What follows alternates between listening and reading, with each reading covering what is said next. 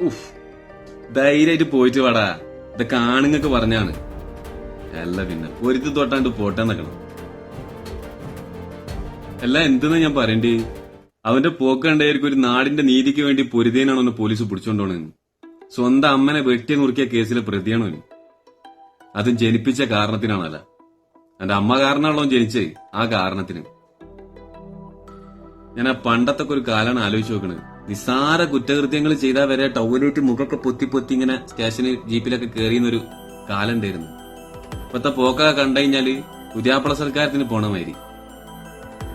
കാരണം നിയമത്തിലൊക്കെ അത്രയും വിശ്വാസമുണ്ട്. അവന്റെ ആ ചിരി തന്നെ ഉണ്ട്. നിങ്ങൾ എന്തുണ്ടാണ് ഉണ്ടാക്കാൻ പോകുന്നുള്ളത് എനിക്ക് അറിയാന്നുള്ളത്. നാട്ടിലെ പ്രതിസന്ധികളൊക്കെ വെച്ച് നോക്കുമ്പോ ഇപ്പൊ ഏറ്റവും സേഫ് ജയിലിൽ തന്നെയാണ്. നേരത്തിന് ഭക്ഷണം ഉണ്ട്, തിരിച്ചിറങ്ങുമ്പോ കൂലിയുണ്ട്. ഈ വേണമെങ്കിൽ പിന്നെ ഒരു ഫോട്ടോ എടുത്ത് വെച്ചോളി നിങ്ങള്. ഇറങ്ങുമ്പോ നോക്കണ്ടി 14 കണ്ണു വേണ്ടി ഒരു ഇവനെ കാണാൻ. അത്രയും ചൊറുക്കിലാവും ഇറങ്ങല്. നിയമത്തിലൊക്കെ എന്തെങ്കിലുമൊക്കെ പേടി വരണം. അപ്പോഴേ കുറ്റകൃത്യങ്ങളൊക്കെ കുറയുള്ളൂ. ഇത് ഇപ്പത്തെ ഈ പോലീസ് പിടിച്ചോണ്ട് നോക്കും കൊടുക്കണ ശിക്ഷ ഒക്കെ കാണുമ്പോ ശരിക്കും ജയിലിന്റെ പ്രമോഷൻ മൈരിയിരിക്കും. നല്ല തന്നെ.